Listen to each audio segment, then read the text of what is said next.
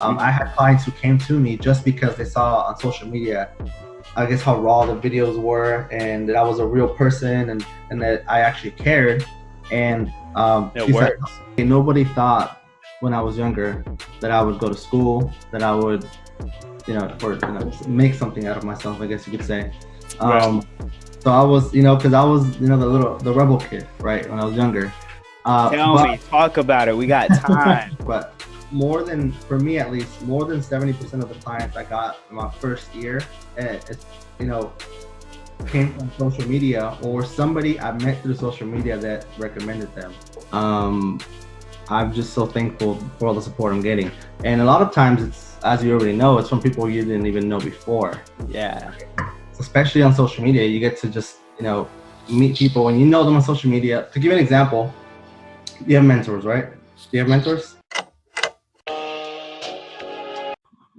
Hey there, man. So, by the way, one thing I really love to do is like get to know my guests on CPA prime time. Like Yeah. legitimately, you know what I mean? Because like Yeah. by their stories, like my surprised face, like you know what I mean. And so is before we get into this, because like I'll be getting to know you like during Yeah. the hour, right? And by the way, how much time do you have here? Because like I know for some time, like I figured, it's the end of the day here. Sometimes like they're recorded at like 10 a.m., right? And then like we got to go right at the hour. But Yeah. how do you feel about going over? Because I know like you're a fucking hustler. Like you love to drop value, right? So like if you want to go over to like an hour and 30 minutes at the very least, like let me know right now. I think this could, because I think here's why I say that, because I think this just could be an amazing episode, Yeah. right? Like we're both going to say awesome stuff, and then I want to give you, so the reason I like to do long interviews, even though really, big people in the space have said, hey, you might want to do 10 minutes, right? Yeah. Attention, Because right? For the span of attention. right. I really like to give hustlers and entrepreneurs a chance to tell what they've got to tell, right? Yep. So I mean, how does that sound? Like an hour and 30 minutes, That's great. like at least, and then from there, I don't know, we might be excited like with what we came up with, or we might be like, I'm I'll ask you at that point. All All right. right. Yeah. That works for me. I don't have any time constraints right now. I just Uh-huh. figured my schedule because I figured, I've seen some of your past podcasts and they can stretch for a pretty long time. So I figured it was going to be about an hour, a little bit more than an hour. Yeah. Sometimes, right? Yeah. Yeah. Like So at least with people like that have been kind of looking at my stuff and I've been looking at their stuff, we just have like a lot to talk about. So it usually goes over an hour with like brand new guests like that don't know me, and we're like, okay, this week it's usually like 45 minutes to an hour. But man, let's have some fun, bro. So any questions for me before we get into it, or anything, like uh these questions could be for the show too. yeah, that could be, yeah, definitely, definitely. So I see that you're meeting a lot of different personalities in accounting, and that's really great. I don't know about you, but I feel like social media has opened the doors to so many opportunities, especially when it comes to networking. So many. I know, Let's just I talk, know. man. I'm gonna do the intro randomly anytime. Just go on, drop value. Let's just record this. This happens sometimes. But, Just go on, but man. Just go on. yeah, all right, cool. So again, like I said, for me, social media has changed dramatically everything about my business. When I started, to be honest, the page that I'm on right now, so FS Tax Service, Right. was kind of like an investment slash hobby page, I guess you could say, for the first Wow. couple hundred followers, right? Then I got up to like probably 1,000, and that's when I decided it had nothing to do with the page, but I decided I'm gonna, reach for it. I'm gonna just go ahead and start the business. That's And awesome. my So like why? in that first, so you're gonna say why, right? Right? Why what? Why did you decide right at 1,000? Was it like you saw people learning I from saw you, right? people learning, gravitating towards me, and then also I saw all the feedback from them, all the support I was getting from them as well. And I said, wow, there's something here. Before that, it was just, a hobby, something I did, something where I just posted my thoughts about money and finances every day. And Exactly. it came down, the idea for that page to go back even further came because I had my personal page, right? And then I was posting finance stuff, but nobody was filling it, right? None of my followers care about that on my Personal. personal Yeah. page, right? So then I was reading up on more books and social media, and then I said, I think I'm gonna make another page. My wife actually supported me and said, yes, you should, because I'm annoyed of looking at your content. Awesome. She was really honest. I mean, to be, Yeah, like why you keep talking about business? Like yes, yes. Why are you always talking about money and business? It makes it seem like that's all you care about, which I don't. You know, right. But so then I started the other page, and I just ran with it. And then I said, okay, I think this is the year I'm gonna start my business. Mind you, that had been in the works up here for a while, I probably get it. 4 to 5 years, just True. in my mind. I was kind of just fighting it, I guess you could put it that way. I get Because it. I'm sure you know this. I don't know if you know, but I'm still employed as I'm I didn't running know. I didn't know. so I'm That's still awesome. employed, I'm running the business. I work for a tax software company, and Right. That's a good opportunity. that's actually how I got into the industry to begin with. Uh, 9 years ago now. That's how I started, and that's how I started meeting all these people in the industry. And I said, wait, there's actually, you can actually do something with this, like what? And then I got to talking to people and franchises that have like 1,000, 2,000, 300, 2,000 offices or whatever. And I said, wow.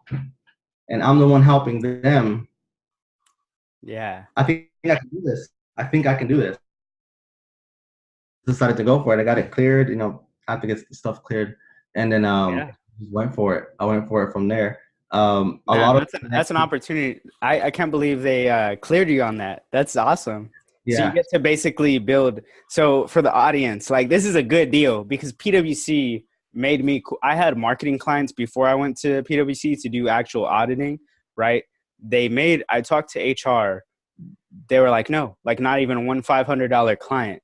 Right? And I was like, dang, fine. Right? So that kind of really bummed me out. Well, But see, the difference is that the company that I work for, it's not direct to consumer. I guess you could say it's B2B. I get it. So I'm the business I have is consumer. I'm going to the consumer, I guess you could say. Right. But I mean, the support I've gotten has just been phenomenal from people inside and out of the industry, in and out of the industry. I'm just so thankful for all the support I'm getting.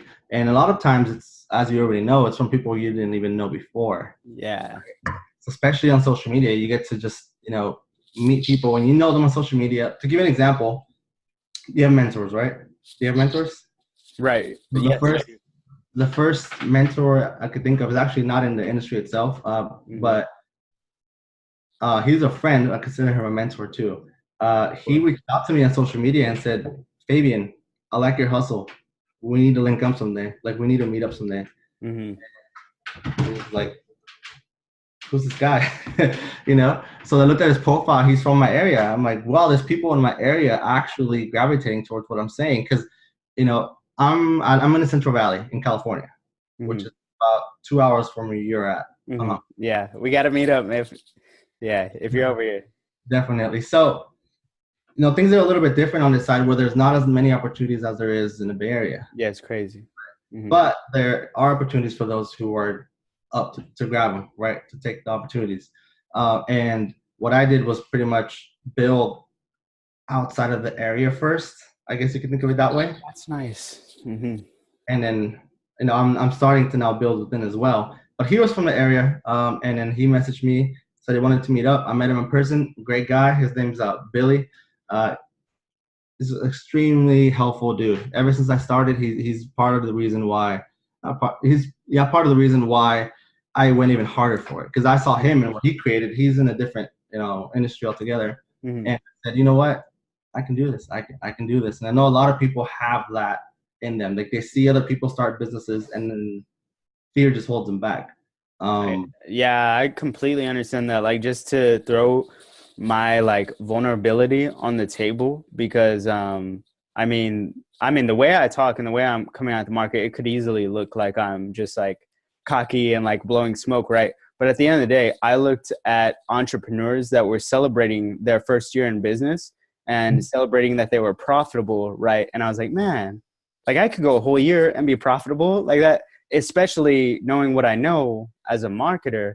So I was like, first of all, I was like, yeah, I was experiencing that while I was at my job, right? At PwC, I was like, man, I could do this. And, you know, that's exactly why we DM'd about this too. That's exactly why I put out my 12 mistakes in my first 12 months, because I saw entrepreneurs celebrating their first year when really I'm not in this for the first year. So It's tough. I mean, even for me, and people always tell me like, it's tough. yeah, people always tell me like, oh, like at least you have your job. And I'm like, yeah, but where do you think the money to start the business came from? You gotta, yeah. And then I started the business last year after tax season. So all summer, all the marketing, all summer, everything gearing up towards tax season, was out of my pocket. I mean, Yeah. you know, there was a plan. You gotta eat it and like be like, man, am I making these everybody sales? Am I making these sales? Yeah, for everybody that's out here that's listening, that's married, telling your wife why your bill is so high for marketing for ads on Facebook or Instagram when she's not used to seeing that. That can be kind of challenging. Right. You do ads, right? You run ads. Yeah. So did you have enough? Because that's what I'm curious about for your ads. Like, did they produce results? Like, because at some level for us running ads and even having our own ad managers, right? We at a certain level don't take clients, right? If they can't spend a certain amount on ads, because we don't want the whole thing of the marketing and accounting firm relationship to be like, oh yeah, you know, $500 on ads, $1,000 on ads, sign us.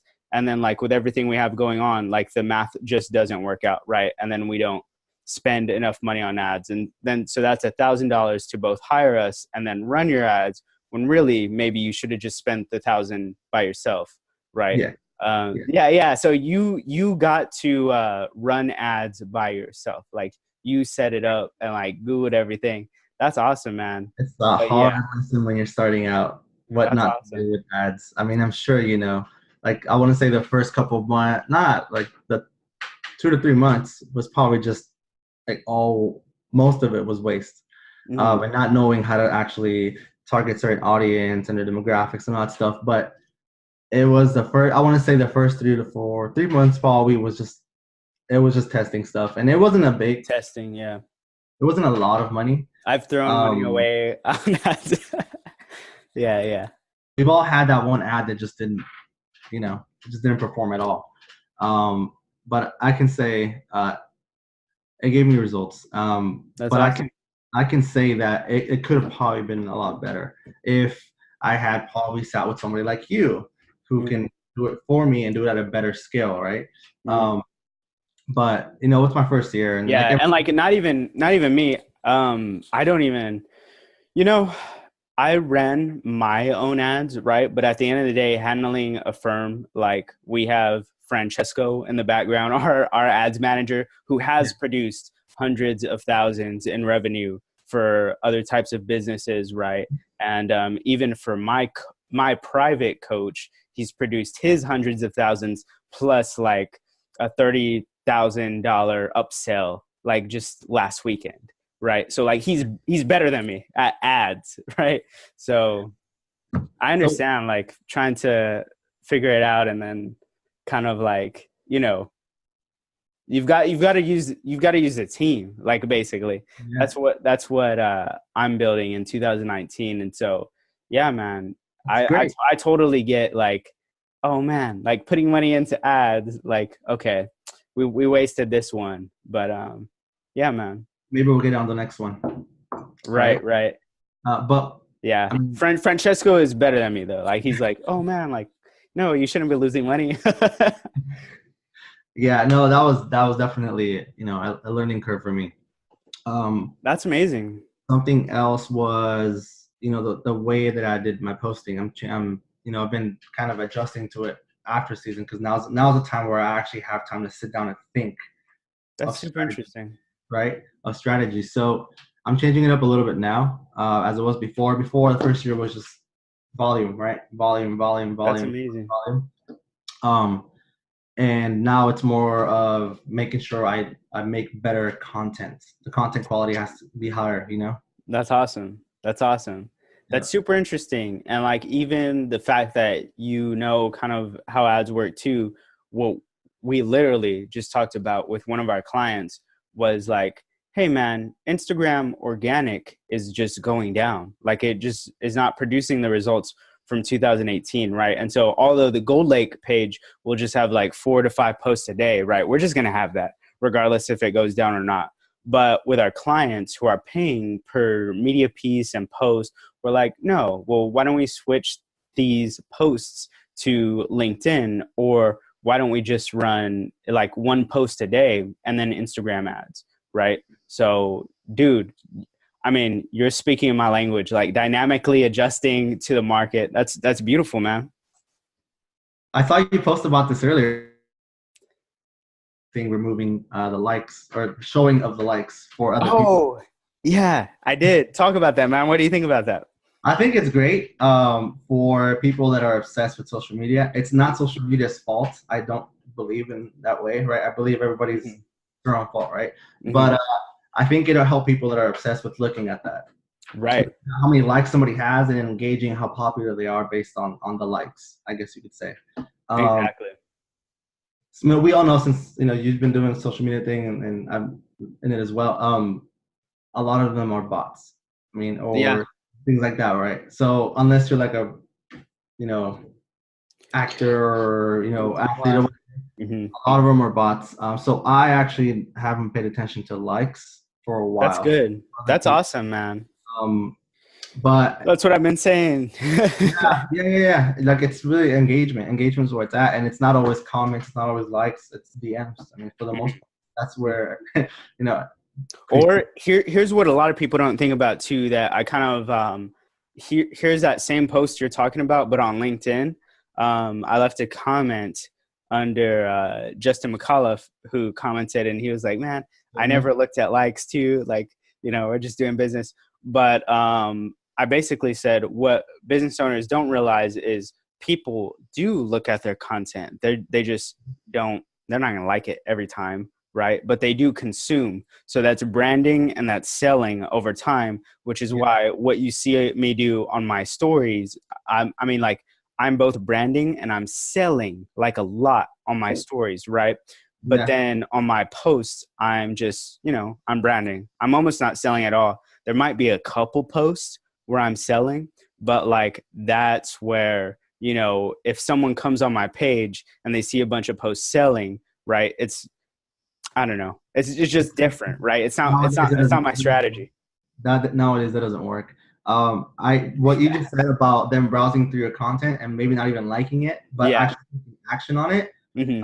What I do with my clients is at the end of our, when I do the taxes or we have, I'm doing something for them, I ask how they heard about us, right?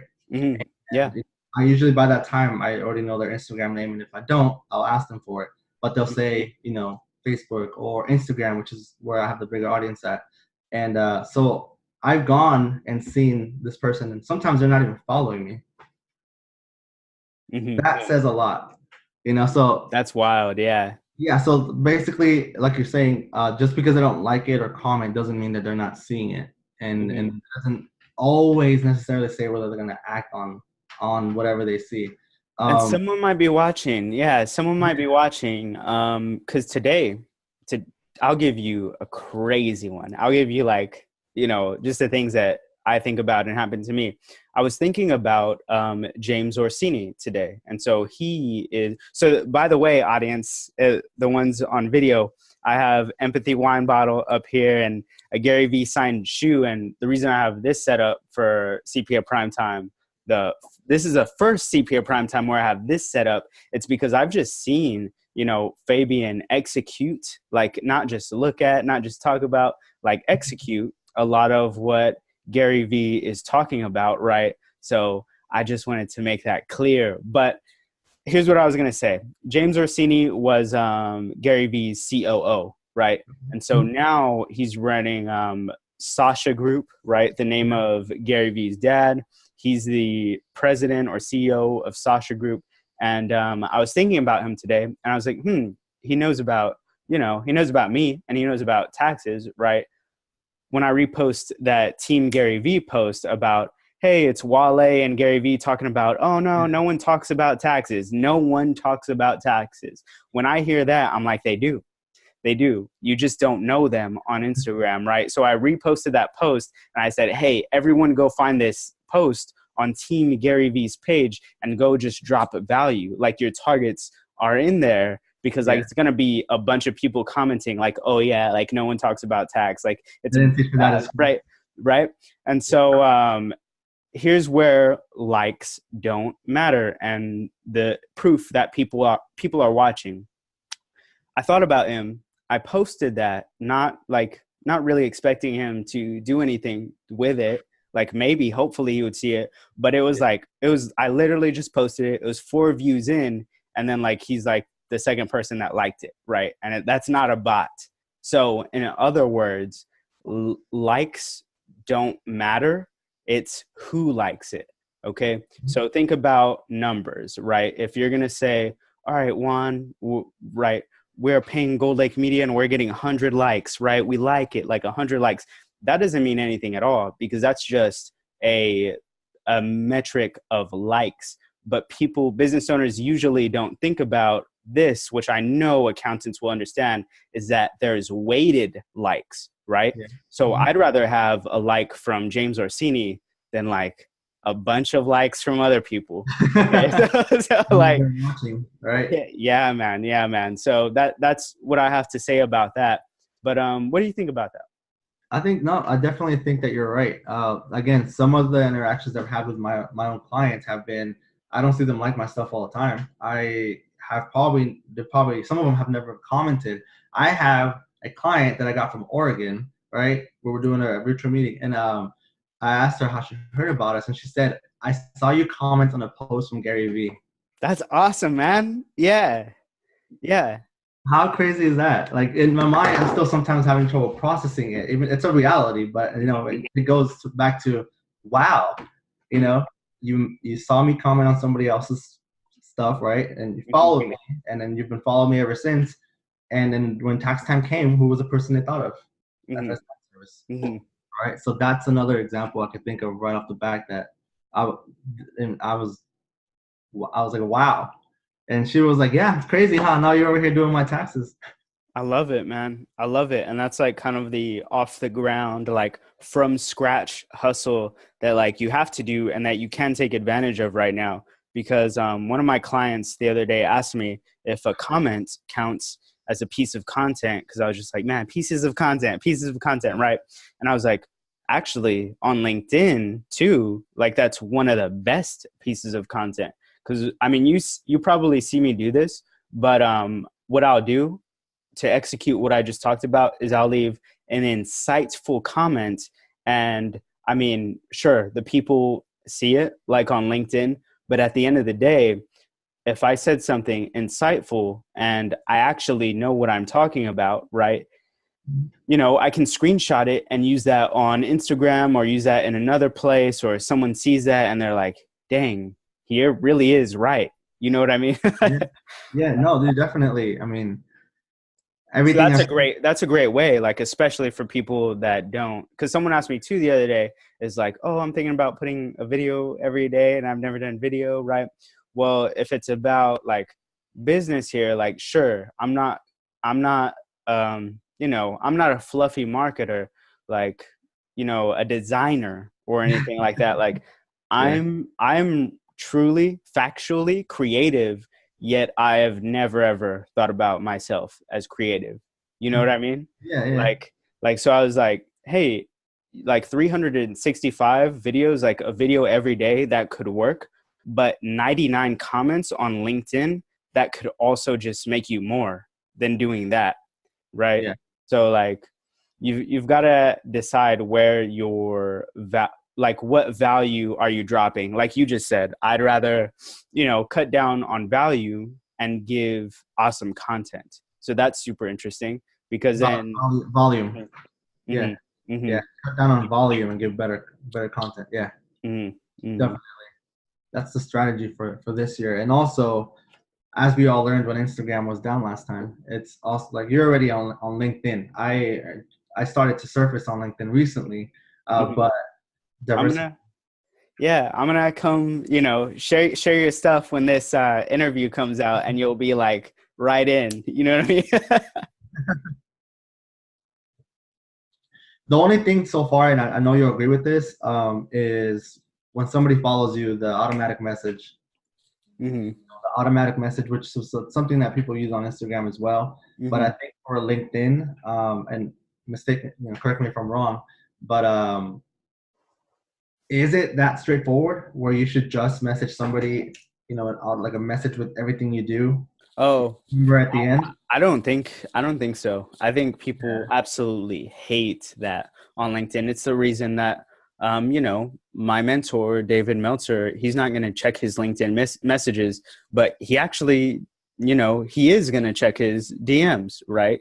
Yeah. He's gonna like I don't screenshot his stuff so that he doesn't have like the screenshot in his inbox, right?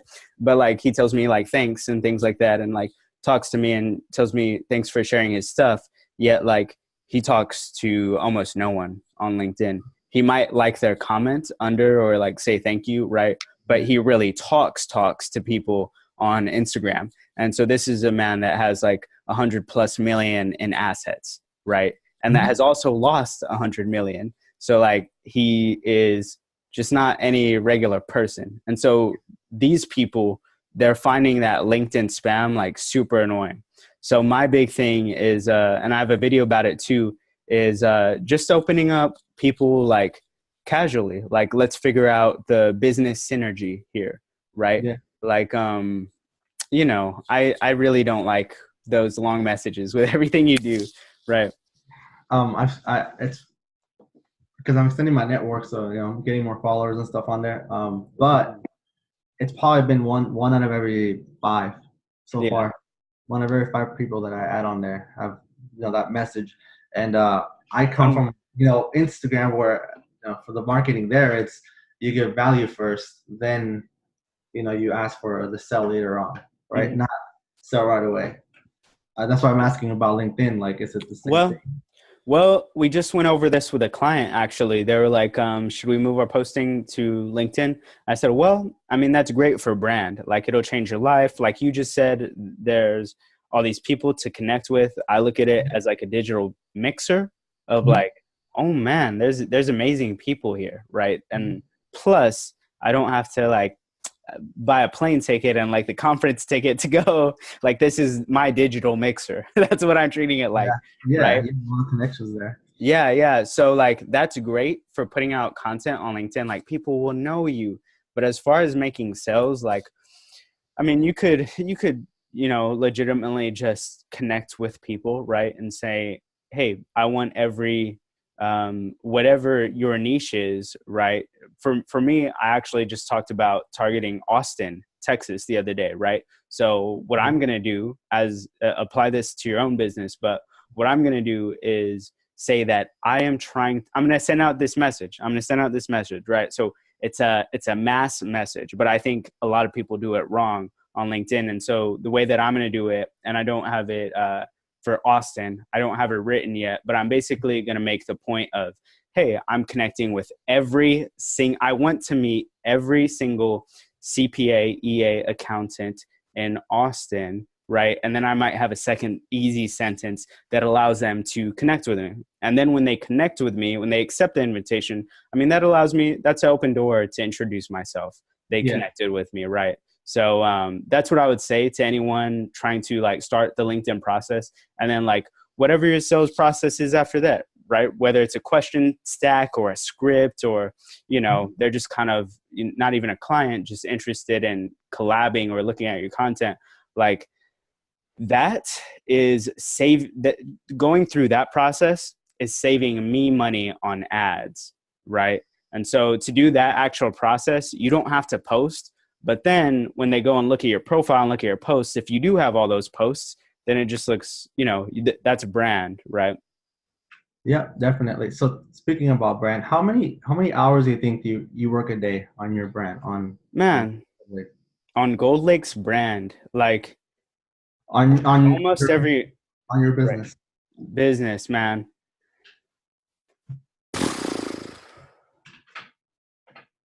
I probably take 2 to 3 hours like off, like 2 to 3 to 4 hours off when I'm actually awake. But Yeah. like all the time I spend building my business and brand, and obviously entrepreneurs know this, it's not all that time is not profitable right now, right? There's things where I'm, doing work for clients and earning the cash that I just got. Yeah. But other than that, man, I am super, I'm 25 and single right now in a place with 3 other roommates, right? 3 other guys. So it's like, okay, there's not a whole lot of excuses to pull my time into other things other than growing my business. So it's a lot, but at the same time, I'll say like, you know, not everyone can do that because, like I just said, I have the time. So The time and so also so almost all the time is the answer, except almost all the time. except when I run, I sleep, I eat, and then I'm just like, oh, like just like wind down and like look at something on Instagram, right? Other than that, it's like It's like so something for all entrepreneurs out there that are still, they're working somewhere 9 to 5, right? Uh, my life during tax season tell changed me about it. Tell me about it, man. Tell me all about it. It's my typical morning started at 5 in the morning, right? right. Um, Worked probably all the way until 4, 5 sometimes, right? Mhm. And then, I have it on my scheduling on my website to where all my meetings were after 5:30, so I can make it to the office, right? Mhm. Sometimes I'd be there till 10, 11. The latest I was there was 11, right? Then I would, go home, try to sleep, do it over again at 5 in the morning the next day. That was uh, tax season, right? But Right. what got me ready for all that, and people always ask me like, "Do you think you're doing too much or working too much?" Right? Too much. Yeah. Right, you're doing too much, right? I don't know. I'm gonna give you a little bit of background, right? But I've Sure, been man. since Let's go into it. I was working since I was 12, Mhm. 13, right? Started Mhm. selling at flea markets, swap meets, Yo, that's awesome. I love that. Tell me more about that. I worked. I I'm a actually big worked at a back. flea market in school, but man, okay, this is origin story time for you. We usually start off the podcast with like the story and like where did you Yeah, come from. But since we just have been like looking at each other on Instagram, we kind of just got straight into it. But all yeah. right, man, your origin story. How was Fabian made? You know what I mean? All right. So 12 years old to probably about 15, 16, selling candy. My uncle still has it, a business at flea markets, selling candy, and he has a pretty big spot, I guess. And that was just my first job ever. That was the first time that I had my own money, right? So since I was 12, all the way until then, I had my own money. So, you know, working for me would be Fridays after school, right? Saturday morning at 4 in the morning, I would have to get up, right? And then I just got used to that. I was kind of already used to working a lot of hours, right? Mhm. So that was then. And then at the age of 16 to like 18, 19, my parents also have their own business at the flea markets. So I went back to work with my parents because they needed help. My mom, um, my parents were getting older, so they needed help. I did that for a couple of years. Then still at the flea market, I started going to college, and then I was going to college. I actually have a bachelor's. Isn't it like I have a Dude, bachelor's? go through it. We got time here, man. I have a bachelor's in IT, right? So That's wild. Yeah. so I started going to school for that, right? And then at the same time, I still needed money, so I was working at flea markets, going to school, and then I actually doing that as well. So that's what three different things. I would still find time to open up my own spot at flea market selling computer parts. That's awesome, man. That's So sick. That's that's how I knew. I mean, and my end goal, it's going to be just me, not just me, a team of people, but Mm-hmm. business, right? That's the end goal. So So, I've so known that. mhm. I've known that for a while. It just took this spark again to, get me back in gear. But That's so interesting, man. I had. By the way, I mean, you're killing it. Oh, thank you. Uh, so are you. I mean, you're doing big things. You're doing what a lot of people are talking about. You're actually going out there and doing it. I appreciate it, man. I have to So look in. I have to look in the mirror for that. Like, are you gonna do it, man? Are you gonna do it? I look at myself. so doing the computer parts, and then doing that, working at the school, interning, 8 hours, going to school. I was used to working a lot. I was used to always doing whatever it took that was legal, right? That's awesome. Right. So I was used to doing whatever it took. By any means. Yeah. Man. So what I would actually do is stores like Best Buy have a thing where when they want to get rid of merchandise, they sell it by the pallets to these other companies, right? Mm-hmm. And then you can buy pallets of merchandise from them. So that's what I would. I was doing that and just selling at the flea markets or whatever. And up until this day, nobody thought when I was younger that I would go to school, that I would, make something out of myself, I guess you could say. Right. So I was, because I was, the rebel kid, right, when I was younger. Tell me, talk about it. We got time. Love it. So I was a rebel kid. I wasn't not like super bad, but I was definitely doing my own thing. The reason why I started working at 12 is because I wanted to buy my own clothes. My parents didn't want to buy it for me, so they said, make your own money. And I did, so that's how it started. Then I was probably halfway through school. The company I worked for, they were hiring, so I applied, and the rest is history with them. Right. But the whole time working there, I was already building this mindset of entrepreneurship and finances and things like that. I bought my first house. It's amazing. Kept it for a while, flipped it, and then I had some money in my hands. Right. That's awesome. That moment, because I was used to working. I was used to getting money. I wasn't really good at managing it. Right. Mm-hmm. At that point, when I came across a little bit of money, that's when I knew I need to get my stuff together. Mm-hmm. Right. And then also I sold that house too soon. So what happens to a home when you sell it before the 2 years are up, right? So I had to pay a lot in taxes, and I told myself I'm never putting myself in this position again. And that is literally how I got more into like the tax part of it. And wow. I started studying up on taxes and just learning from everybody else in the industry that I was already in. Mm-hmm. And at work, they had this name for me, Young Wall Street. That was my awesome. Love it. Because I was really heavily, and still am, right, really heavily into investing and just learning about investing and all this money management. So right. Wall Street was my name at work. And then it just I knew I had I owed it to myself to go further, right? Mm-hmm. Envelope. And then years later I started FS Tax Service. Now the crazy part is, with all the work I'm putting in, when I met my my mentor Billy, mm-hmm. When I met him, he said, "You mean to tell me you're still employed and you're putting all this work in? How are you doing it? There's not enough hours in the day, right?" He was just surprised. So that's just what it takes for someone who really has that entrepreneurial mindset, is going and beyond. My wife, she's really great. She's very supportive, but at times, it did become a little too much for her, because we're recently married. So we had a talk. We sat down, and I told her, "Look, where are you?" Yeah. We sat down. We had a talk. I told her, "Look, this is gonna pay off.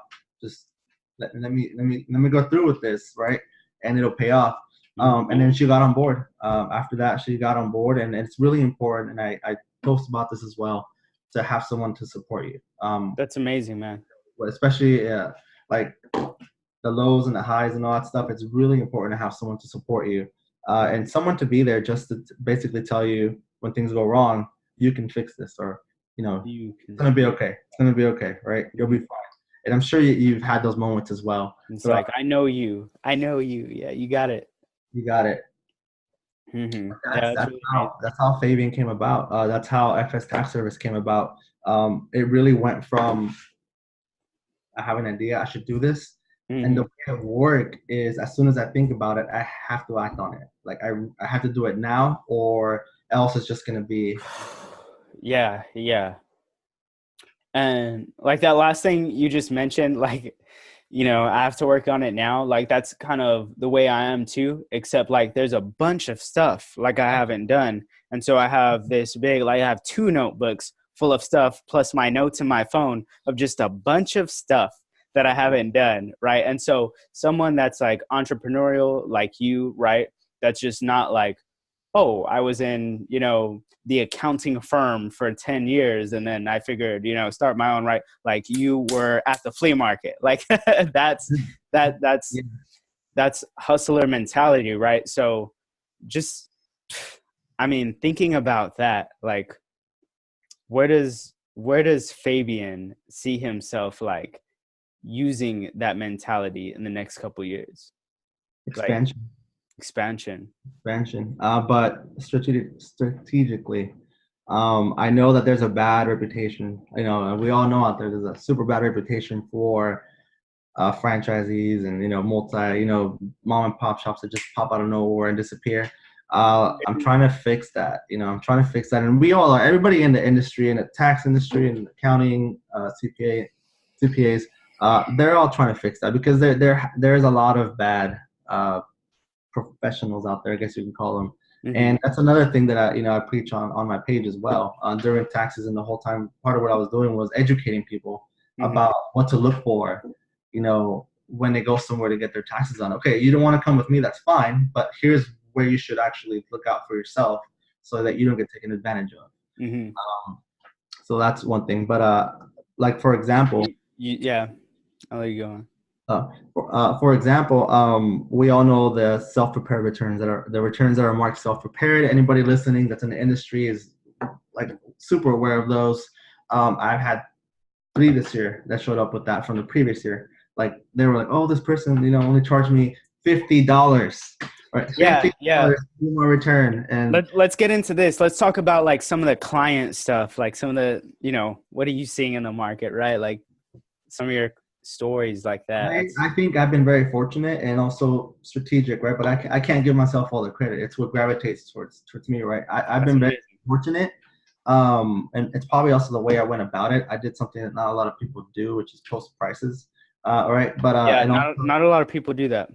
and also learning from the greats. I mean, I'm gonna shout someone out right now, but they the few times I've interacted with them, I'm not saying I talk to them all the time, but the few times we've interacted on social media, they've been really helpful. Louis Yeah, Vasquez, great, yeah, man. really great dude, and Yeah, we're really gonna try to grow his firm. If we don't, as long as we're making him, he is a client, right? And as long as we're making him money, his business is gonna grow. But what's super awesome about him, I'll tell you this, like just on the podcast, he's like, Juan, we've got to make a profit, like right? If we're and that's how every accountant is. But like he's just he's I like him. You're right. You're right. He's awesome because for me, he drops game on me too. He's like, "Oh, Juan, you're building your team. Well, like here's what I was going through when I was building my team. And by the way, here's a book, right?" So no, yeah, that's interesting, man. Tell me more about like y'all that, man. interaction. It make a huge difference when you're starting out. Definitely make a huge difference. Uh, Also, one more person that you need. I don't think you have him on a podcast, but you need to have him on there. Okay, Tyler, Tyler, Tyler McBroom. I've actually had him. I've actually Ah, had I him. need to check it out. Okay, I Yeah, need yeah, to check it yeah. out. How long ago was that? It was last year, I believe, or it was in January or something like that. But Okay. it wasn't one of the most watched podcasts, right? But it's awesome, man. You should check it out. You should check it out. Yeah. I'm But definitely both good. but both of them though, like I had both of the guys that you just mentioned, I had them on my podcast. And like so what's super interesting about everything going on in this space and like obviously I don't like, you know, I don't talk trash about other accounting marketers, but at the end of the day, like who of what other accounting marketers clients do you know?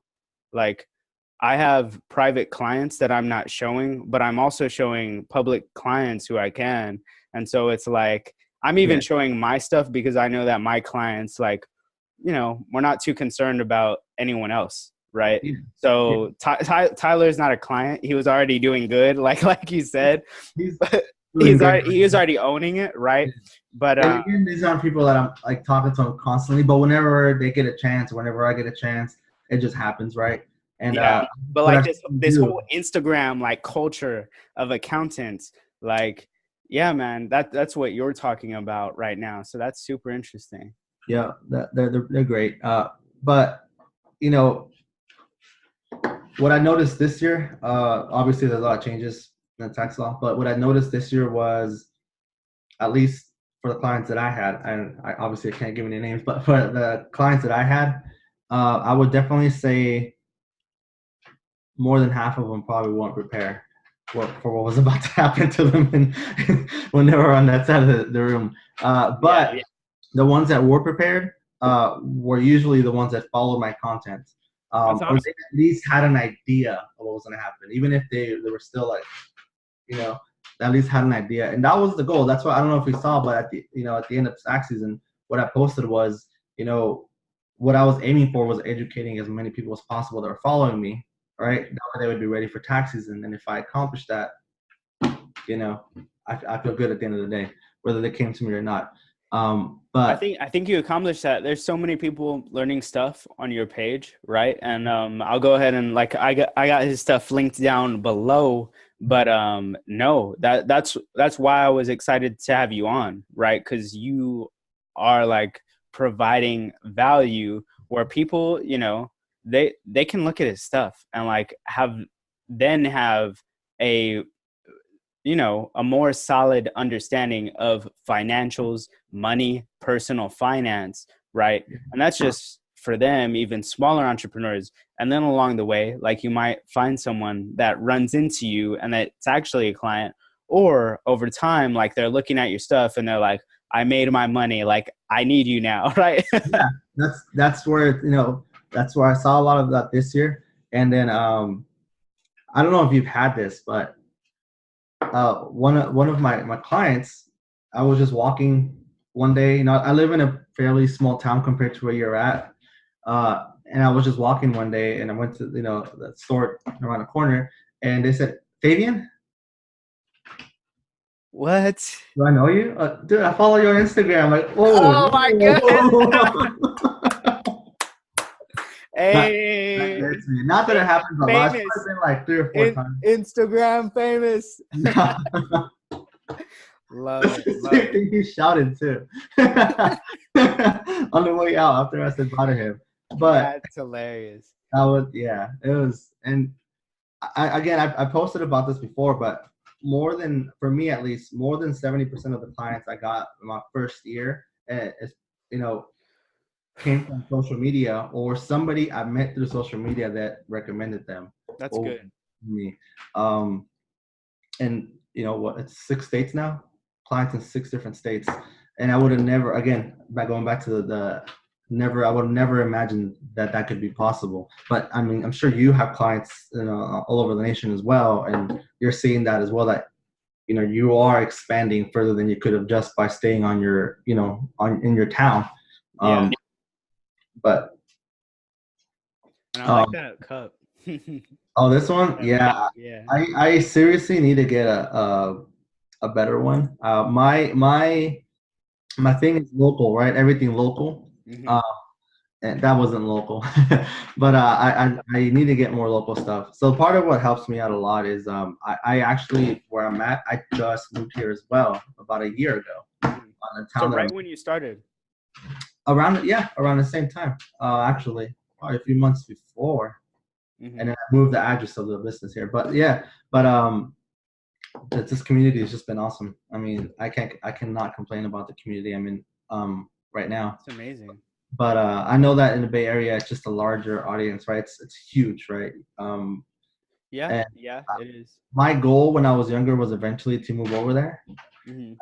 But as you know, the cost of living is not. Right. Especially like if you're going to have assets and buy a house, like think about it. I'm not buying a house over here. I'm renting in a house with like three other roommates, right? Who Yeah, we're all doing our own thing, and like we're the cheapest house on the block, like to rent, you know what I mean? So yeah. like no, I could not afford a house over here. Like, I can't afford it. I don't think many people could. What is it like? I think it's like 150K to be considered middle class. Bro, it's like yeah. It's yeah, where I'm at, it's completely different. Probably cut that in half, and you're considered middle class, I would Mhm. say. But I'm just again the community I'm in is very great. It's a very great area to live in. I can tell you that again for all you entrepreneurs that are starting out, market research is great, but when you're pricing your services, at least for me, Mhm. um, I could not to be able to sustain in business. And Okay. and, and that was to answer the next question. Were you profitable the first year? Yes, profitable so far, right? Amazing. Very beginning of, but I could not sustain with what other people were charging in my area. Um, Yeah. and for anybody that's that for the majority of what they do is prepare taxes, uh, the first thing that they probably do is look at their area and Mhm. try to price closer to what everybody else does in the area, right? Mhm. Mhm. Well, I figured with the value that I bring online, and because I already in my head ahead of time, right? I figured most of my clients were going to come from social or from other connections I made on social.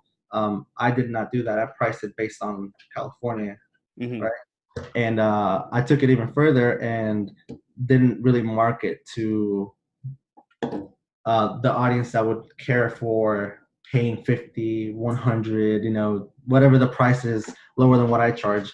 And I think that really helped out in my case, at least. That's Uh, good. because I know what a lot of people struggle with in the beginning is pricing, and I'm not, They do. They really do. I'm not the most expensive, I'm not the cheapest, I'm in between somewhere, and I've been told, need to raise my prices and all that stuff, or need to lower my prices. Everybody will tell you based on their experience, Something. Yeah. something different, right? They'll tell Something you different, something. something different. This worked out really well for me. Mhm. Prices are increasing for me this year, but what worked out really well was who I was marketing to, Mhm. and that made it super super simple for when somebody would walk in and we would have that conversation.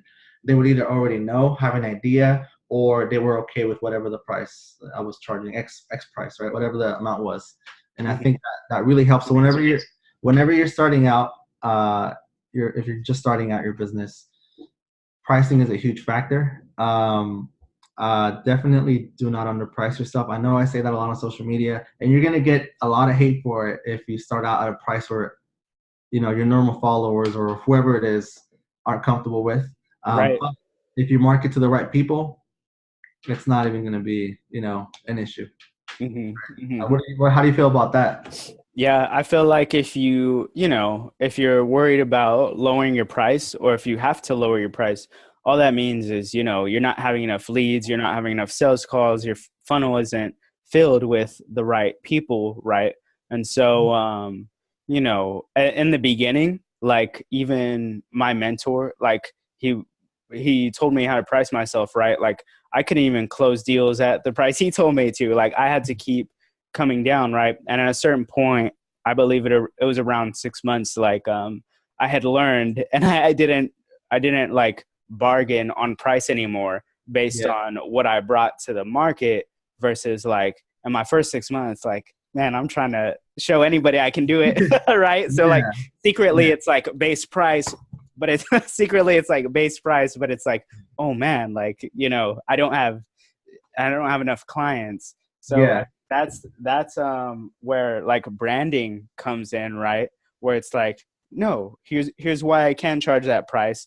So that worked out for me in my first year, but in my second year, now both, Fabian and I here have results to point to, as yeah, well as brand, right? So that actually both increases sales and does allow you to increase price, right? yeah, So I get it. Like if, people don't want to spend money, or if they have, or if they can't afford it, then all that means like you got to find the people that want to spend money and can afford it. Like that's all that means. Yeah. So you mentioned like, trying to like grow a practice and like the prices weren't working. I even have CPAs come to my messages and say, hey man, like I'm not sure if getting the CPA was worth it because like they don't even want to pay the prices I'm asking, right? Well, Yeah. there's like just a lot of different factors involved, even down to the closing call, right?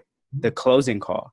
So now, I mean, now I don't lower my price. If I'm going to lower my price on something, it's going to be like, okay, well, we're lowering the price based off of your budget, but we're taking off like this, and that from like Yeah. the first thing, like from the first offer, right? And, So, and what really helped, also obviously reviews, but at least for my practice, every time I would sit down with a client, it would be minimum of an hour. mhm, The longest time I had a client there, originally just for tax preparation, right?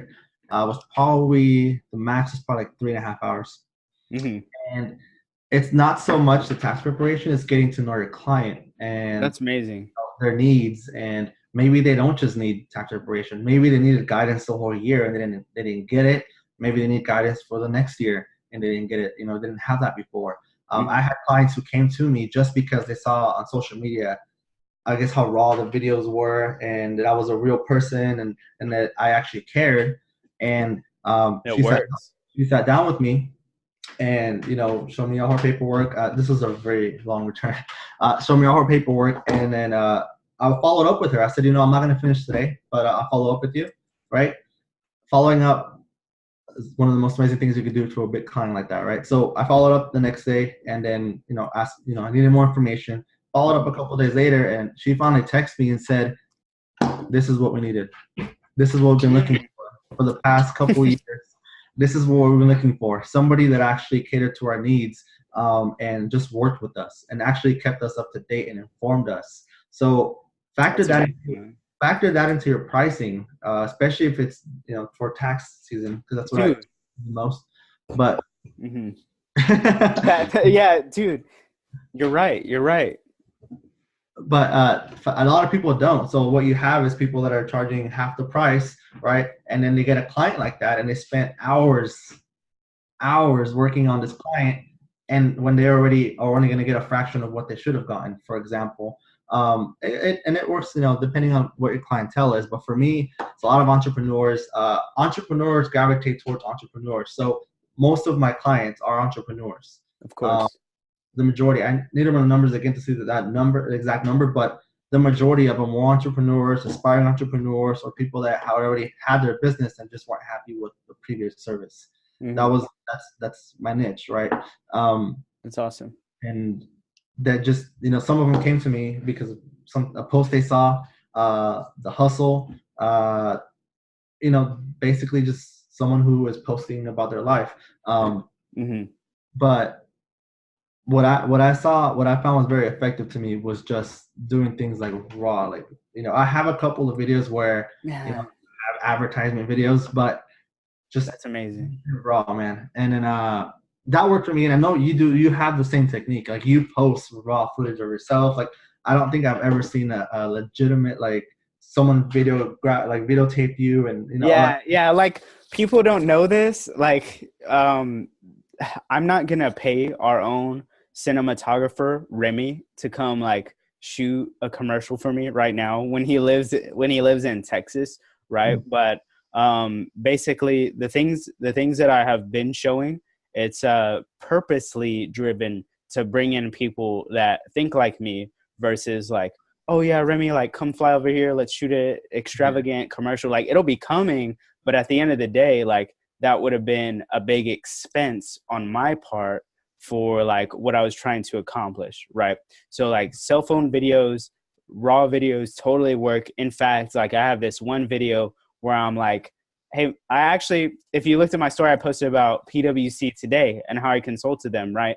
Yeah. I'm thankful for the opportunity, but at the end of the day, I mean, I'm here to serve my clients. So if KPMG were to sign me, right, I would be like, this is what you do. Here's what you do, KPMG. You get your top leaders to start being super raw, cell phone videos, right? Meetings in the office, like not just any meetings, the CEO meetings, like, you know Yeah. what I mean? Like parts of that. And that's More. how KPMG grows from like, in the big four world, consider like a baby to the rest of the three, right? Yeah. That's how they take market share. So I have a video where like, if I was the CEO of KPMG, like I would be here with videos and we would win because of it.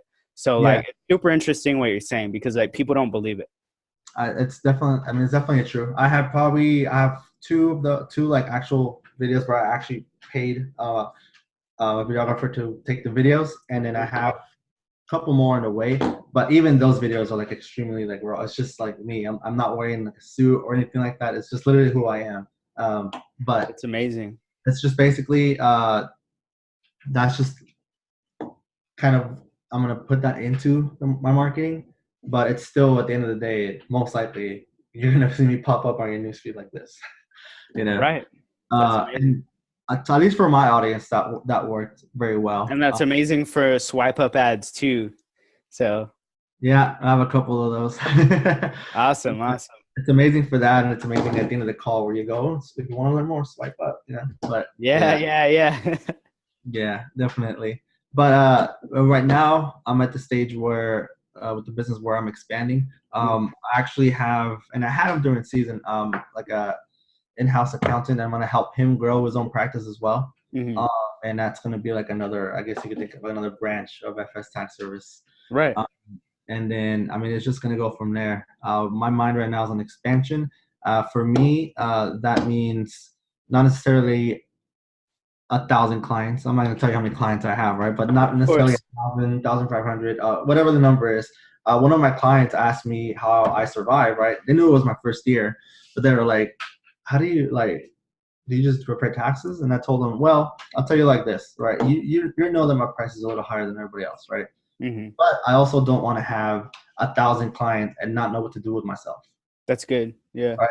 I'm at the stage right now where I have enough clients to where I can get more and still focus on making more sales and growing. Right. Because right now it's just literally, as far as the head of the company, it's just me. Right. Mm-hmm. I have one more employee, but that's just it. To help you, to help me with the data entry and all that stuff, right? But as far as sales, marketing, all that stuff, that's just me. I have to find time for that as well. You know, I can't get 1,500 clients and charge them, undercharge all of them, right? I'd rather get 500 good ones and charge them actually worth, and make probably more than if I was to get a volume of clients. And that's what a lot of people that are starting out. I get a lot of accountants and tax preparers that always hit me up on DMs, and they always ask me like how many clients they need, or whatever their projections are, and I tell them what you could do is offer more value, right? Yeah. Maybe charge a little more, and don't worry so much about getting 1,000 clients the first year you're out. Right? Exactly. You're growing your clients' businesses here, right? Yeah, like that one client you can get, right? You might just do the tax preparation this year. Next year, they might start a business, or they already have a business, and they'll use you for everything else. As opposed to you getting 1,000 clients that you have one time, right? Repeating customers, right? You want to have that. But I mean, that's just, the business. You already know the industry. I have a question though. So you worked at PwC, right? Or whatever, the company was PwC, right? Were you marketing there, or what department were? I'm always curious about that. So the thing that I keep talking about with marketing, I was an audit intern, right? And they came up with a special idea, like project that they didn't know would turn into this, but they said, hey, this was in Houston at the time. We had 114 interns. They were like, even though, man, I got a lot of hours and other people got a lot of other hours. Some interns didn't work like hardly, right? I can't imagine that. We still did regular busy season. But on Fridays, we would get together with our intern group, and in a few weeks, we're going to bring y'all in and we're going to see if y'all can help us with marketing, right? That's where I got my start, man. That's where I got my start in terms of marketing and accounting, right? Before that, I did do marketing, which is why I mean, I didn't do marketing for other businesses. I did it for my own businesses and selling t-shirts and tank tops on Twitter and Instagram. And, you know, when I posted, the grind. yeah, yeah. And so, you know, I basically in the first meeting that we did with all the entire intern group, they were like, okay, this is awesome. Like, this is so awesome. Like, we didn't expect this to happen, but for you 10 intern groups, right? Like 10 or 11 or whatever, we are going to fly in regional partners to Texas. So that's other states to see y'all's presentation. Like, this stuff y'all all came up with are like, we should be making money with what y'all came up with, right? So the regional partners came in, then all 11 groups went again. Okay. Then I ended the presentation for my group. Right. And I even took some more aggressive stuff for PwC out of it, but like put it in a different way. Like, y'all need to do this. Right. They were so impressed by that. Like, this was all unplanned. Like, these extra 2 meetings were unplanned. So they chose our intern group to talk directly to the US director of marketing on a conference call, right? And we were just flabbergasted by how little, you know, they knew about Instagram and Snapchat and what they could be doing, which is what they were worried about, which is everyone tells me this. You see the stuff that I put out with big accounting brands, right? Yeah. People comment or DM me and they say, Juan, stop trying to do that. They're not going to be able to get their clients like that, right? That's not how they get their clients. Yeah. Except I've been in the rooms where they're like, where PwC is questioning why they aren't mentioned with Google and Apple, right? And we as interns laugh. Oh, well, that's because people use iPhones and people use Google. People don't use PwC, but here's what we can do on Instagram and Snapchat to make that happen, right? So like, it's like these big firms that everyone doesn't think need marketing, like they're still on top of it, right? Like they're probably more hungry than like smaller entrepreneurs who don't think like, oh, accounting firms don't market. So that's kind of my PwC story with marketing. But other than that, I always did auditing for PwC. Nice. Right. And like business development here and there. It'll be, that part will be on another podcast next week. But no, man, does that kind of answer your question, or like kind of, you're wondering like, oh, were you in the marketing department? The reason I chose not to go into the marketing department is because, well, I already advised the entire marketing, US marketing, like as an accounting intern. And what I knew in going to the marketing department is that like, man, I could be, instead of like having to get pushback all the time, like I just did on the conference call from the US marketing director, where they were actually wrong. They're just trying to save face in front of, you know, the partners and like trying to pull out things like executives, you know what I mean? Like you can't let yourself, you know. And so like, I was like, man, if I do go into the marketing department, I'm just not going to be able to pull off a lot of what I want. They would actually be able to use me better as a outside consultant, right? Let alone I'm going to serve other accounting businesses and just grow whoever my clients are, right? So that's a lot of the story that I haven't told. But no, why do you ask? Why do you ask? No, I was curious about that, like the background of it, like what like, because you've mentioned them before. So it's like little things, right? Yeah. It's like for me as a marketer, and even for everyone in the audience out there, just go ahead and say your highlights, right? Because people aren't going to believe 100% of what you say anyway, right? I've even had people call me a liar, even though the biggest reason I love this industry is because, you know, there's people that lie most likely, but at the end of the day, you know, there's a lot more liars in other industries, I feel like, right? So being ethical is really important to me. Saying real results is really important to me. So, no, it's been funny to see people think that I'm lying based off of the way, you know, my business looks and everything looks right now, right? But when you kind of hear, I just like to show. So I as much as I like to talk, I like to bring results. So that's where I'll Yeah. stop. But that's what I would say. Like, just say your highlights because people aren't gonna believe them anyway Yeah. No, I until get they that as talk well. to you, right? Yeah. Until they talk to you and then they're like, okay, wait, this guy actually knows what he's saying, right?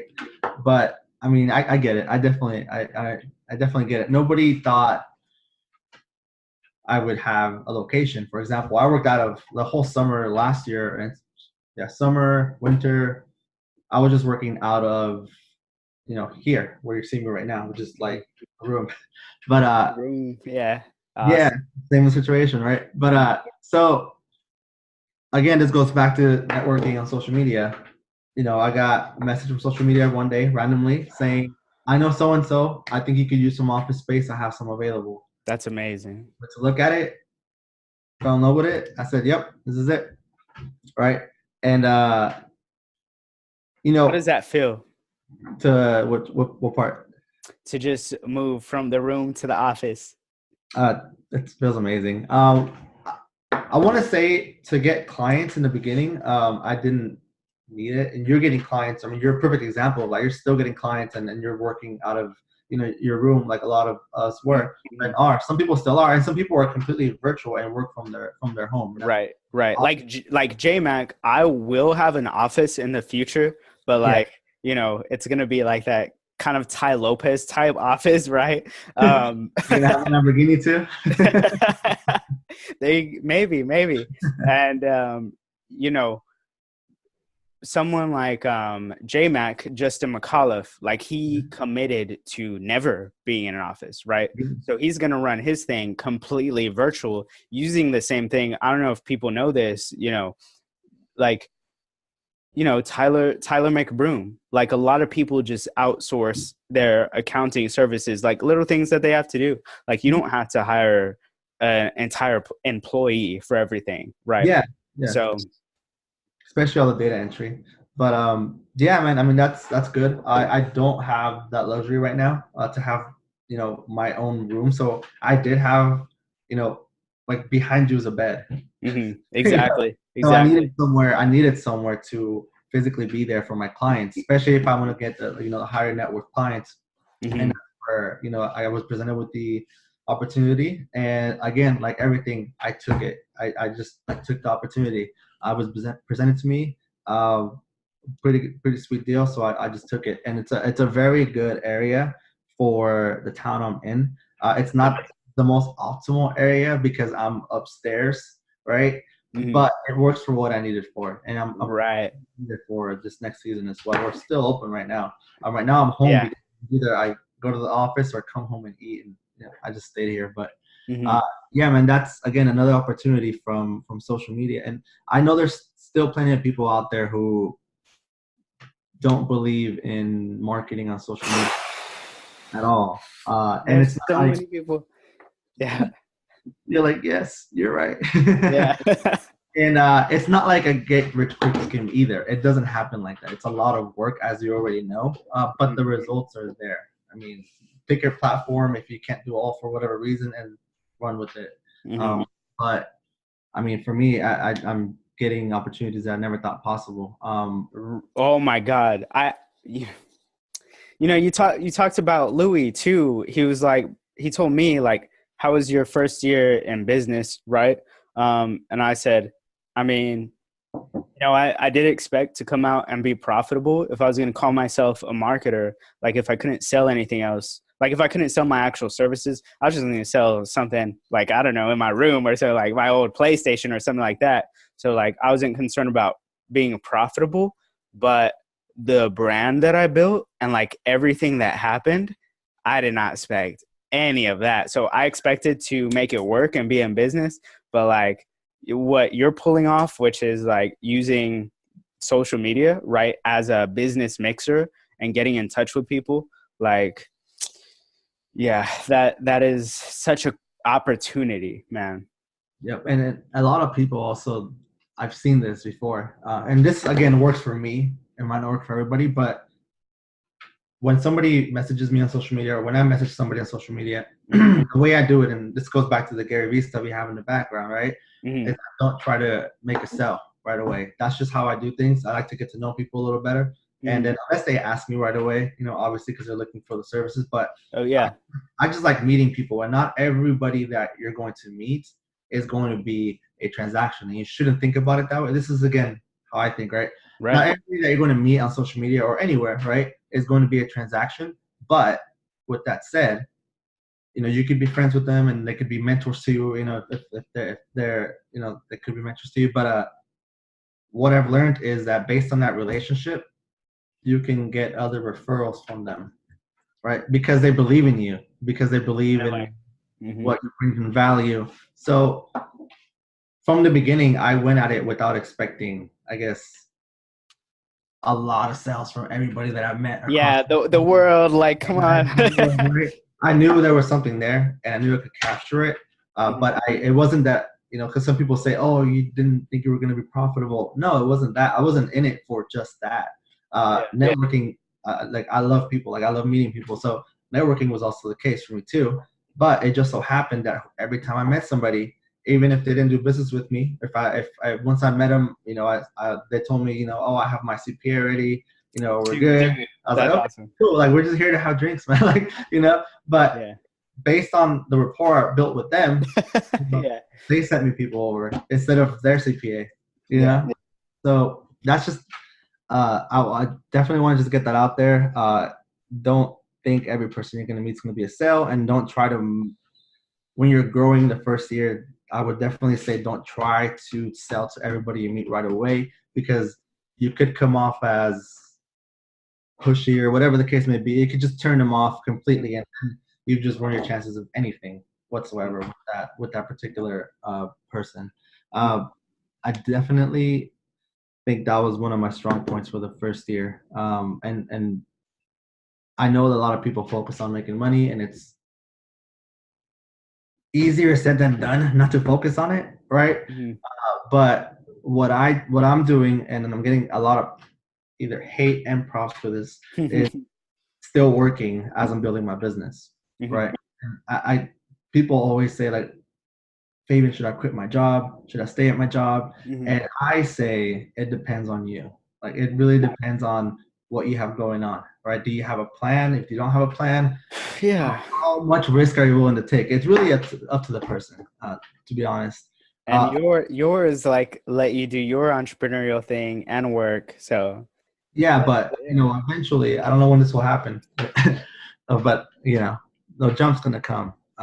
Because like I would figure, like, if I could have done this at the same time PwC, I would have had the PwC check to then invest in my business. And so, like, yeah, man. I wonder why I didn't, because you weren't marketing to their, like. No, that's weird. That is super weird, because once I got in like, I was super ethical, man. I was super ethical, and I told them up front, I was like, hey man, I got a business before I'm coming in here. I got clients, right? I didn't say, hey man. I emailed HR, right? So we had a call and everything. But then when I got inside of PwC, all these managers and partners and everyone had their own side hustles and businesses. And I was like, what? Like, HR, because I let them know, HR barred me from having my own business. Like, they banned me, you know what I mean? So it's not like I can turn around and be like, oh, well, I'm going to get a business because I see everyone else doing it. Like, it's literally in the email, no, you can't do this. Like, right. So that's what happened. That's probably the complete opposite almost of what happened to me. So what happened? Because that's super interesting. That's strategic. So you mentioned you're not going to have it anymore. And I know, like, we're getting at like the 30-minute mark here, but like up to you on your time, man. Yeah, no, I'm good. 4 more minutes. I'll tell you what. How do you feel about going to the end of the hour here? We'll see if my wife comes home. You let me know, actually. Yeah, I'm good. I'll let you know. I'll let you know. Just do it. So I let them know about it, and basically what it comes down to is they're a software company. my market audience is the consumer, like not even their consumer, like the taxpayer, right? They're just making the software for not even, it's nothing like I'm not gonna name a company, but it's Right. not like TurboTax, for example. It's Mhm. like Pro Series, I guess you could say. There you Mhm. go. But it's more like professional software. So I'm not marketing to their direct audience at all. Yeah. Um, and then what I basically did is I did I did my research before I even asked. Um, That's nice. Basically, I ran it through a paralegal before I even made the choice to do it, That's very and cool. there was nothing for them to say no about. So I asked them. Mhm. They had to ask the higher ups, and went to legal, and it got okayed, and that was what it came down to. But I mean, I'm grateful for that. And it's an amazing company to work for, to be honest. But like I That's said, awesome. I've always had that itch since I was younger. Since I was what I've been working since I was 12. But as far as like doing my own thing, Mhm.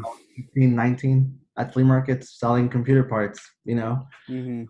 that's always been my thing. And I knew I was gonna do it at some point, but I didn't know specifically where. I hadn't found what was I was passionate about. For a while, I thought I was Right. passionate about investments and becoming a financial advisor.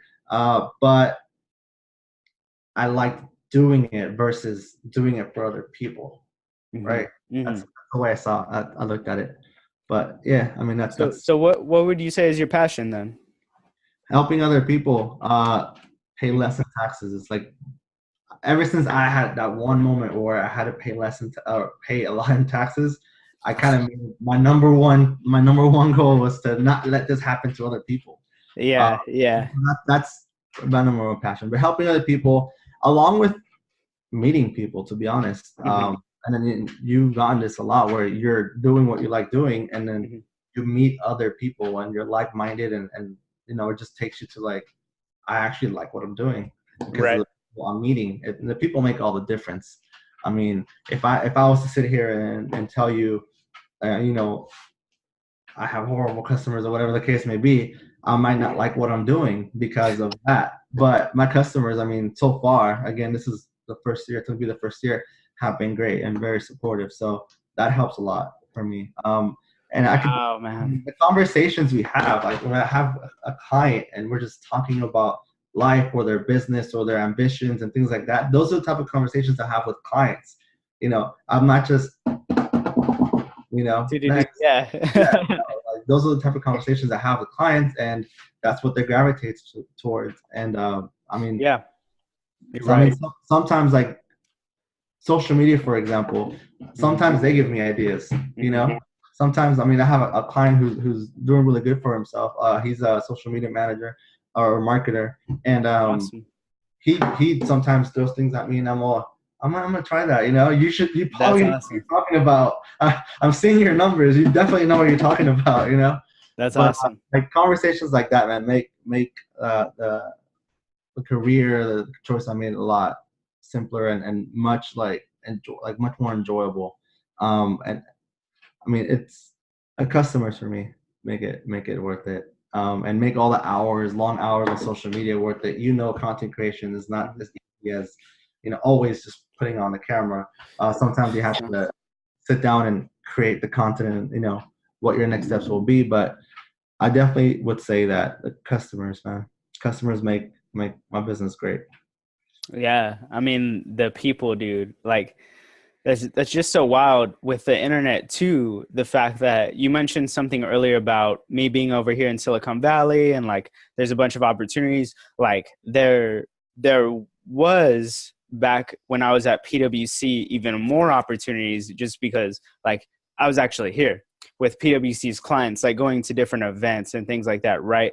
But now I'm finding that like, okay, I might meet someone for coffee over here, but at the end of the day, the internet, like digital mixer, like people in New York, people in Florida, Texas, Yeah. right?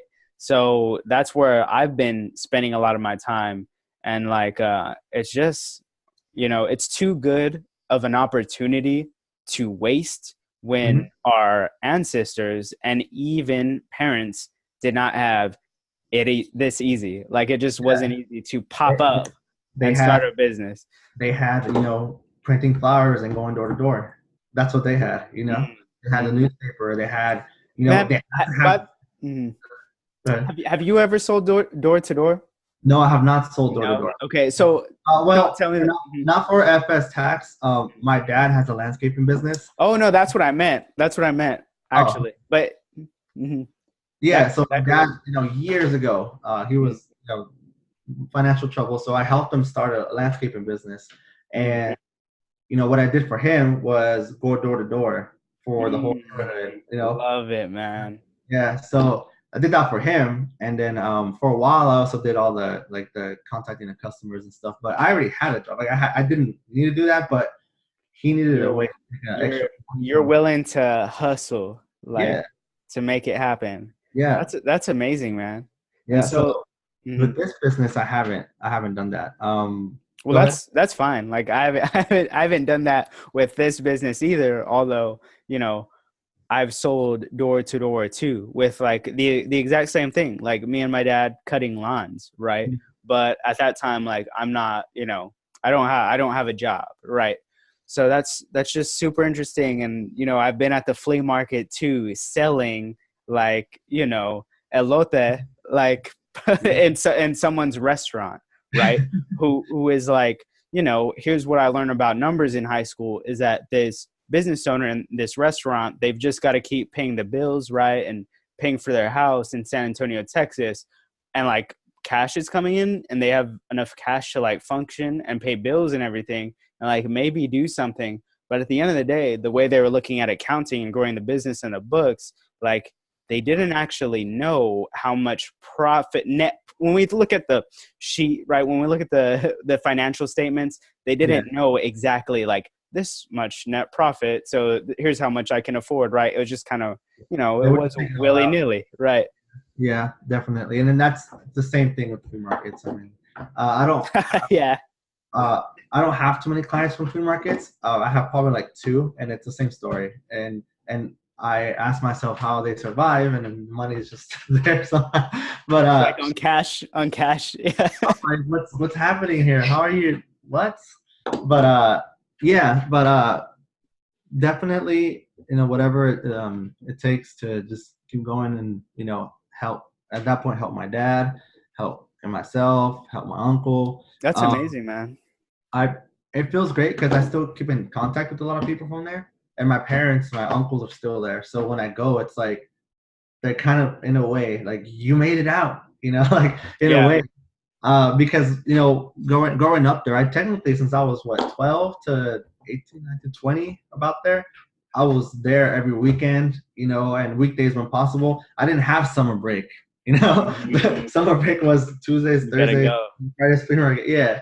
So I mean, it's just amazing, and definitely, it's a sense of like people saying like, "Wow, you're like doing something," And I Mhm. think it's like that when people like to see other people succeed for the most part. Not everybody, For the but most part. Yeah.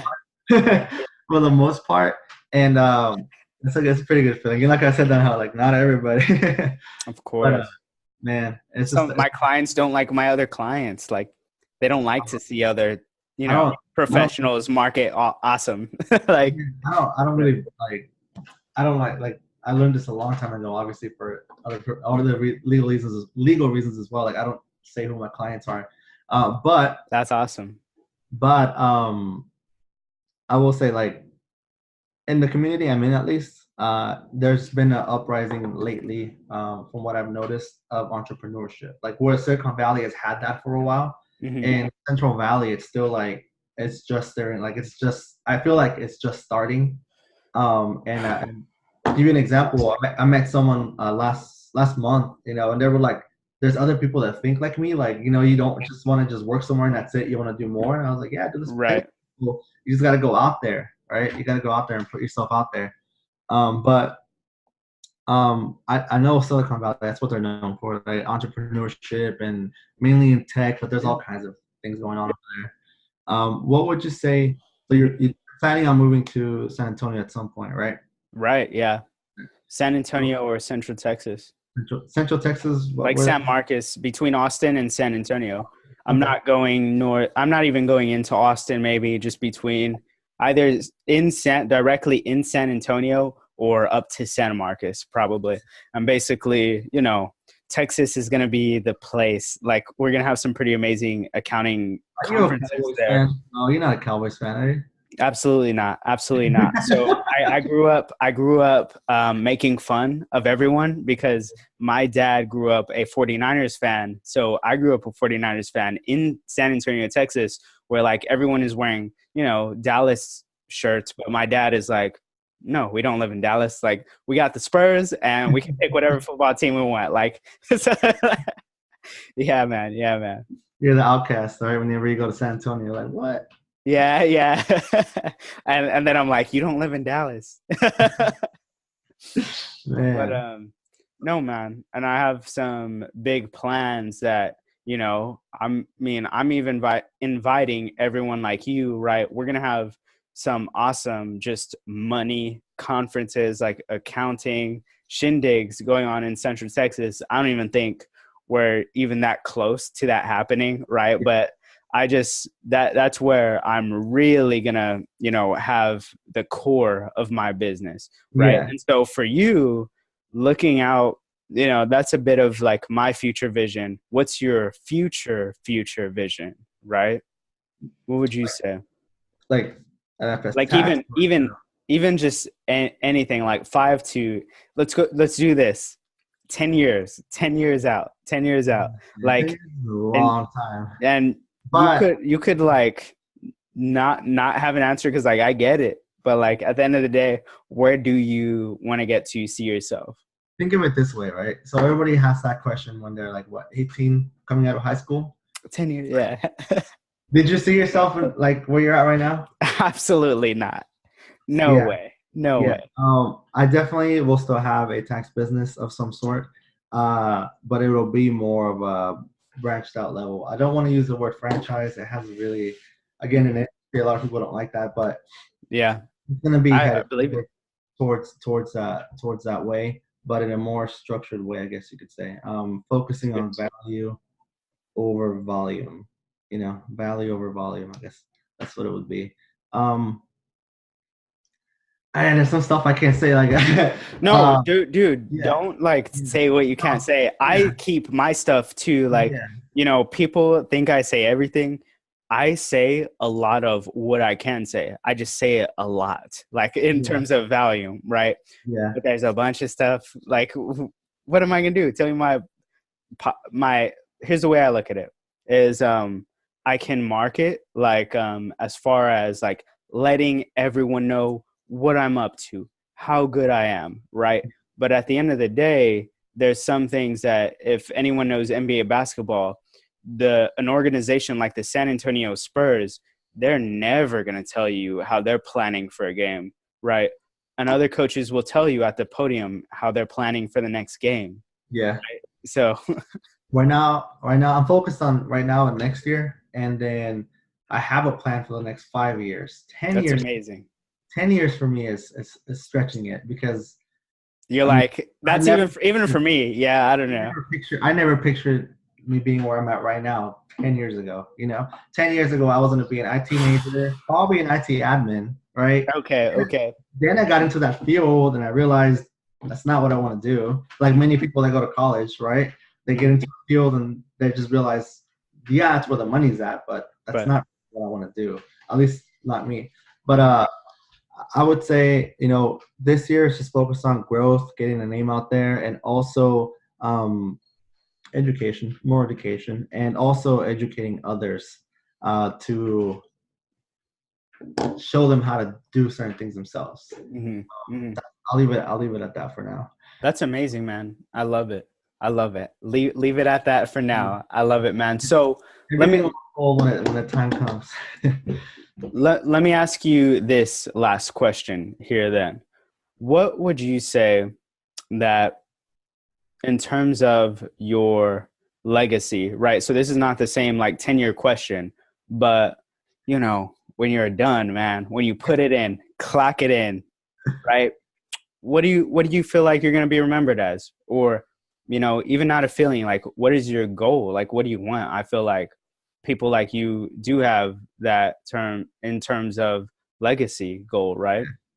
Helping as many people as I can realize their full potential, not just their taxes, but the full picture. That's the end game. That's, Again. dude. And again, that goes back to the conversations I have with my clients when we're sitting there one-on-one. That's why I shook my head, because like I kind of know myself. Like it's people, like it's you and other entrepreneurs, and you're both trying to figure it out. Like that's amazing, man. Yep. Okay, so any just parting last words for the audience? It can be inspirational, like what do you think, like a question, but you know, last words from Fabian here on CPA Prime Time. I would say for anybody starting their business, nobody knows everything, but I would definitely say try to get to know as much as you can about your field, and just go for it. Go for it. Don't let other people belittling your ambitions stop you, and definitely just take negative people out of your life. That'll just help you immensely when you're starting out. People that are already in business, I would say right now is the time to take it to the next level. Right now we're in a perfect time to take it to the next level. Mm-hmm. That.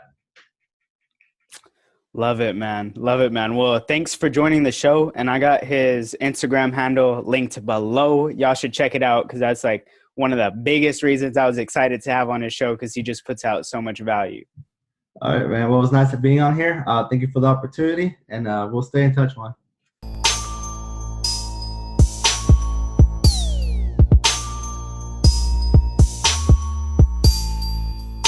How's the solo life? I know that you are venturing out by yourself, right, into the wild.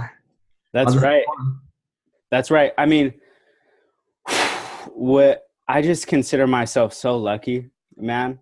But at the end of the day, it's like almost a race, right?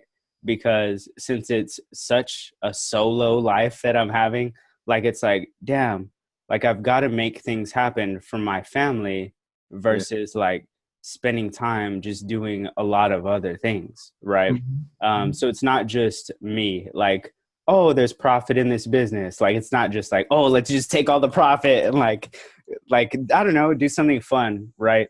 So this year I'm bringing on a lot of my team, my core team, and that's what I plan to do going in the future is build Gold Lake's elite team, kind of like just Navy SEALs, super awesome guys that can market both money, music, and sports, like 3 industries, right? But looking at what other people are doing in the space, or even people that want to partner with me in accounting, we might build another accounting media company that handles even bigger brands, right? So at the end of the day, all that means is like, I know that accounting firms can be marketed much, much better, right? Like just accounting, the business in general, can be marketed much, much better.